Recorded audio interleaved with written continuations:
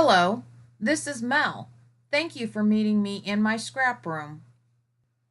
Today, I am sharing my second scrapbooking process video. On my first video, I had some lighting and recording issues. I made some adjustments and I'm anxious to see how they worked out. This is a stash video. I will be using this sketch I found on Mercyteer's 27-Day Scrappy Challenge Facebook group. The sketch was included in the summer 2018 Inspiration Challenge called Sketchaway. The creator of the sketch is Laura Whitaker. I will include the link to the sketch challenge below in my description. I decided I wanted to turn the sketch 90 degrees and use it this way for my inspiration. I am using the Barefoot and Bliss collection by Bo Bunny.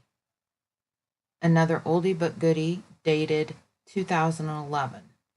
I also have some coordinating printed cardstock by Bo Bunny called Back to Basics 2010 and Double Dot 2011. I have plenty of embellishments from this collection to use. This is the photo I will be using for this layout. I printed 2 photos on a 4x6. For some reason, I'm not sure what it is, I decided that I wasn't going to cut these 2 apart. I was going to use them as one. Here I am showing you an EK Success punch. It's like a water wave shape. I've had this punch for a long time and I was just dying to use it. Next, I'm going to adhere the waves together. I decided to put them on a piece of scratch cardstock so that I can move them around as a group. I placed adhesive on the cardstock with my tape runner. Then I started layering the wave strips on top of this cardstock. And I stagger each of these just a little bit so that they don't line up exactly as the previous one did. I cut the wave strips out of mostly tone-on-tone, smaller prints. I used one ombre paper and a larger, what I refer to as the bubble print. I tried to make the bubble print work, but in the end I removed it from the grouping. My thought with using the bubble print was that it would add some interest. I think it ended up being too distracting and interrupting the flow of the grouping. My afterthought was if I had used several larger prints in the wave grouping, it might have worked.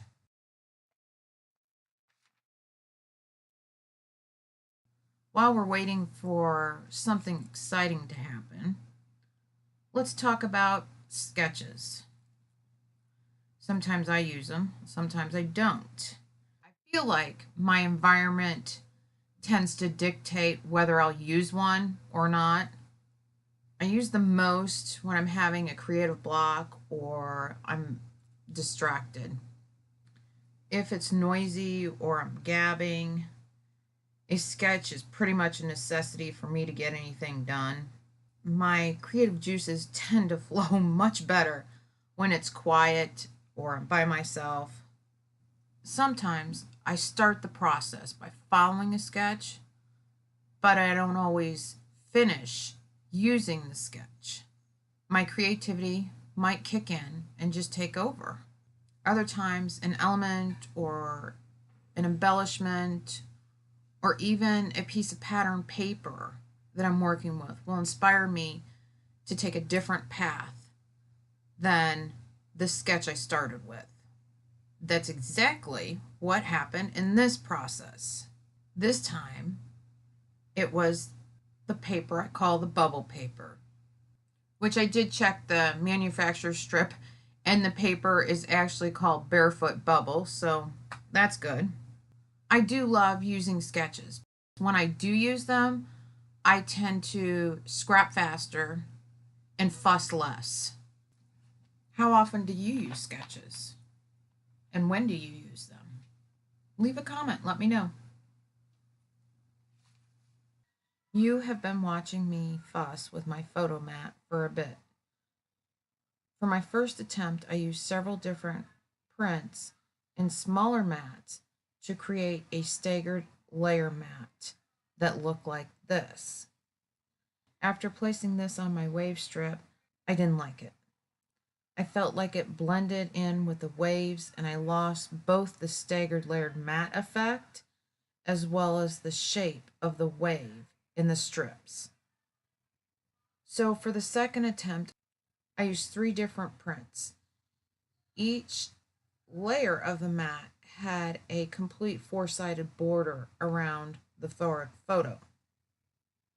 When I placed this on the waves, it looked better. I think having the complete distinct border helps separate the photo cluster from the waves. What do you think?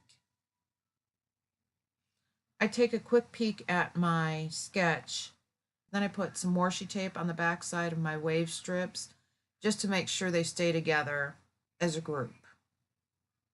Then I tear the beginning and end of each wave strip. I didn't really have a plan of how I was going to do this. It was kind of just random. You will see me practicing the tearing on a scrap wave strip. I always forget which way you need to tear so that the white core of the paper doesn't show. Once I have that done, I add some adhesive craft foam to the back of my photo cluster for some dimension. Off camera, I ended up cutting a bunch of bubbles from the bubble paper. I tried to use my circle punches, but they're in 1/4 inch increments and they wouldn't match up with any of the bubbles. Up until this point, I have used the sketch as a visual reference, but the bubble paper has spoken and I went with it. I play around with these bubble circles for quite some time. Ultimately, I end up with almost a vertical line of them on the left-hand side of the layout and another cluster just under the right-hand side of the photo. I also took a few in the wave layers. So the kittens frequently hang out in my scrap room with me. They have beds right next to me. They often want to get on the table and walk through my workspace, as well as steal things. They mostly go for the paintbrushes, but I have seen one of them take off with a craft knife. Thankfully, the lid was on. You may notice some shadowing in the upper left-hand corner of the layout, and that is Emmy sitting there waiting to try to get on the layout.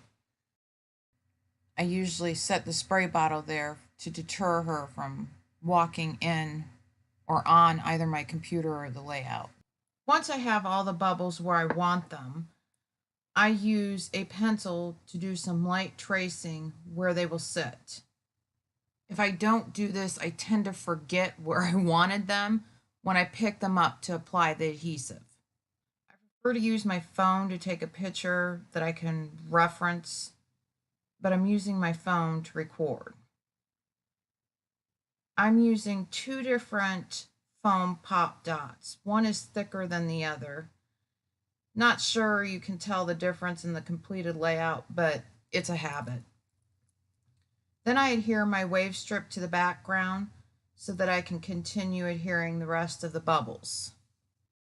I then use my Scotch permanent adhesive to adhere the photo mat to my wave section. I will later regret this. Off camera, I have assembled the letters for my title. I needed some way of anchoring my title. I remove my wave cluster and place it on wax paper so it doesn't stick to absolutely everything. My plan is to trace the wave onto the background to help anchor my title. For my title, I used the Barefoot and Bliss combo stickers. Although I had 2 sheets, I was still short some of the vowels. I knew what my story was, and I had a title in mind. I didn't want to stray from that title. There was sort of an overage of color on the sticker sheet when I pulled an alphabet off, so I actually fussy cut this and used these outlines in the title. I was only short a few of the A's and E's, but I added a few more of the outline letters just to make it more consistent. To make my wave stencil, I used several pieces of leftover waves. I stacked the waves, putting adhesive in between them till I got the thickness I needed to smoothly trace the edge. I used a Sakura Jelly Roller metallic blue pen to do the tracing. I also cut out some tabs on the bottom of the stencil so I could see where to line things up to mimic the staggered wave effect that I had in the original wave cluster that my picture's on.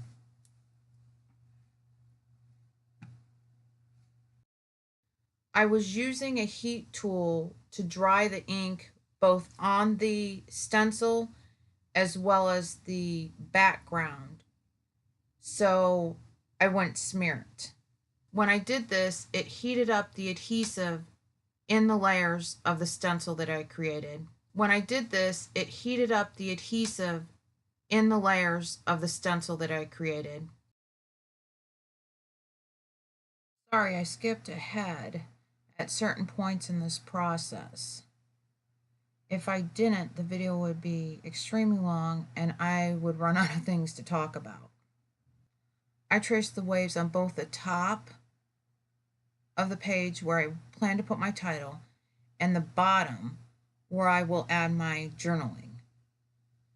When I'm finished, I remove the wax paper from my photo cluster. I supplemented the existing adhesive with some fresh adhesive so that it would stick well. I only put the adhesive in the middle because I know I don't want the edges of the waves stuck down. I want the edges free so that I can add pop dots and embellishments in between the waves.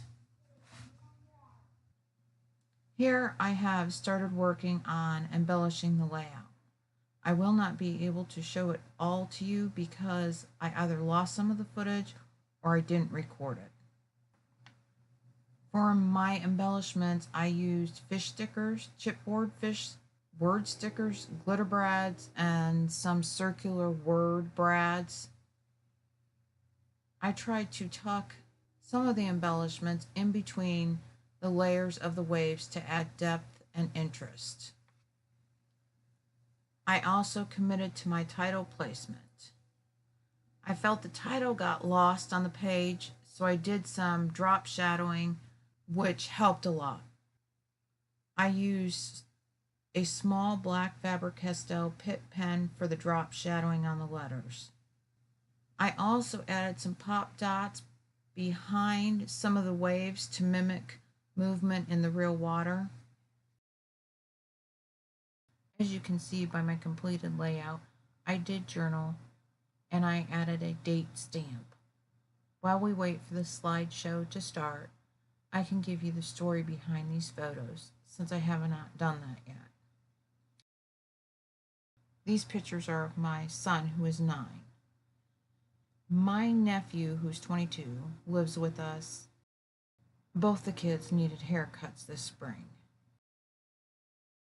The boys ended up having a contest to see who could go the longest without getting their hair cut. They both have very thick hair, and I don't know how they made it so long. I think it was well into July before my nephew got his cut.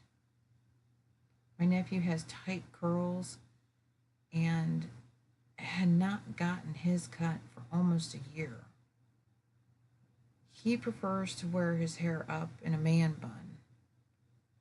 However, if he doesn't use product to tame his hair, it's pure 70s afro. I was really encouraging my son to get his cut because he was so hot, but he wouldn't have it. He did not want to lose the contest. But the day after my nephew got his cut, my son said, "Let's go get mine cut." So I was glad when they finally both got their hair cut because they really seriously look like a hot mess. And that's pretty much what I journaled about. The last photo I include in the slideshow is a picture of Onyx and Emerald. They're actually in their beds, which are right next to my workspace in my scrap room. Thanks for watching. I hope you enjoy the video, and I hope you meet me in my scrap room again. Bye for now.